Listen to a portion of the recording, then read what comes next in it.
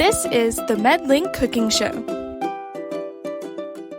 Hey, welcome back to the MedLink Kitchen, everyone. We are here learning about our Thanksgiving Day recipes with our dietitians, Jenny Medore and Tammy Herman. And it looks like our cauliflower mac and cheese is all out of the oven and looking delicious. Yes. So we cooked it at 425 degrees for about 15 minutes. Again, the pasta was already kind of cooked, so that was already ready. So now we're just going to sprinkle some parsley on top, make it look all very presentable for the Thanksgiving meal. Mm-hmm. And then now that it's nice and hot, we'll go ahead and separate some of them into some serving dishes. And we'll let Trisha give it a taste. I am so excited about it. All right, so here you are. Okay. And then I think, Tammy, you want to talk a little bit about just like portioning, because obviously, we've made this a little bit healthier, but it's still pasta. Yeah. And for diabetics, sometimes, too much is still going to be a little. Yeah. Okay, this is delicious. I'm so sorry, Tammy. No. I always kind of say that your bowl is almost like a woman's purse.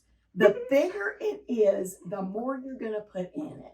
So, the container that you eat from, it's minimized, then you've got a better chance of not overeating.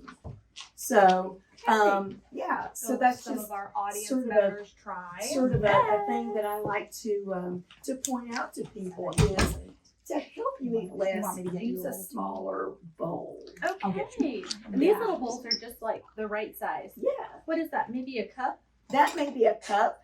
Sometimes, depending on the dish, casseroles and individual pasta dishes may be more like a half a cup serving. Okay. So we just kind of have to eyeball that. Once you've kind of seen what a half a cup looks like on your plate, from then on out, you can kind of eyeball it a little bit better. So okay, very good. I always try to picture the size of a measuring cup in my scoop. Right. And you can always use your measuring cups. So it might be about a cup. Right. So we are going to have some left over here. So, and Thanksgiving dinner, we, especially when we meet as a great big group and everybody brings a potluck, we have tons of leftovers. Mm-hmm. So one thing that we want to do is not keep them too long so that they spoil and we get food poisoning. But we don't want to just say, oh, we've got all this food, we just got to eat it tonight.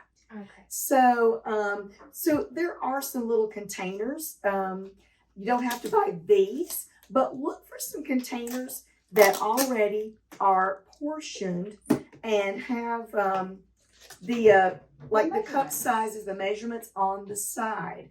I bought these at the Dollar Tree, so you don't have to spend a ton of money on things like this. So just look for them, and that way, this is one way to do meal prepping. So meal prepping, that's what it's kind of about, is getting it put in a dish, get it ready to go, and that way it saves you then from going drive-through.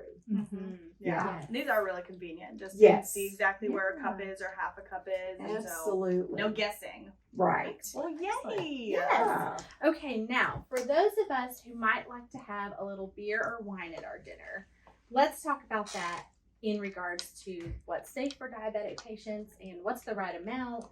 Absolutely. Yeah. So we kind of have some displays here for you guys. This would be examples of what a portion of alcohol would be. So either like a 12 ounce beer bottle or can.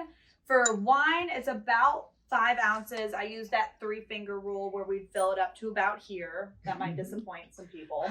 Yeah. But usually we're not filling up the entire glass. And then obviously just one shot of something like liquor would be 1 serving of alcohol. And what I find, as far as with the, liquor choices, it's not so much the one, maybe 0.5 ounce of liquor that's in there. Usually it's contributing to a lot of like the mixers So margaritas or, you know, especially for people with diabetes, it's going to be those mix-ins that you're having with stuff like this that's going to have a lot more of that sugar. You know, obviously these are going to have sugars in them as well, so they can still affect our blood sugars. And I might let Tammy kind of talk about maybe the more serious kind of things we want to watch out for people with diabetes. Right. So, you know, this is not to encourage people to drink, but if you're going to do it safely, you know, it's not safe to jump out of an airplane, but if you're going to do it, use a parachute.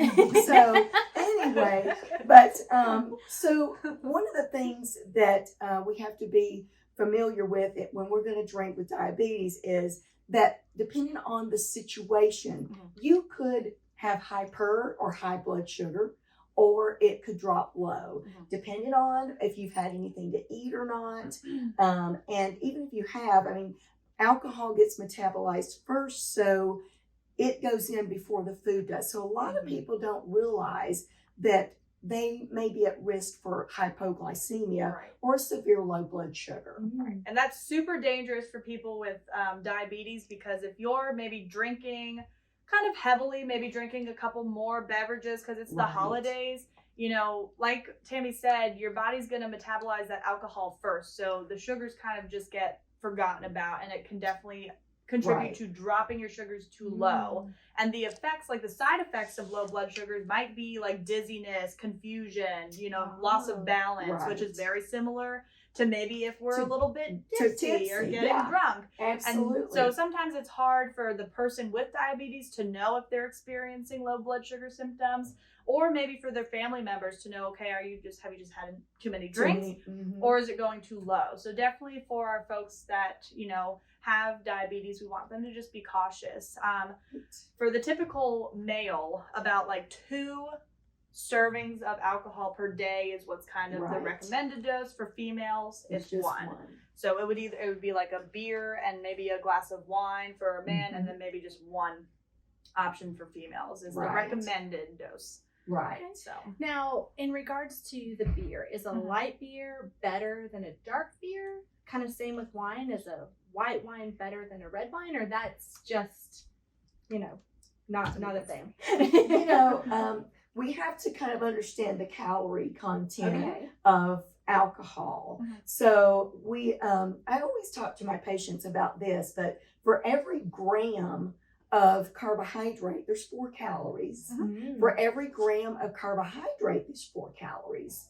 And for every gram of fat, there's more than double. There's 9. Oh, wow. And so alcohol fits in between there. It has 7. So you really can consume a lot of unnecessary calories. So the lighter beers, I kind of think about that as being a little bit almost like a lighter virgin olive oil, where it's lighter.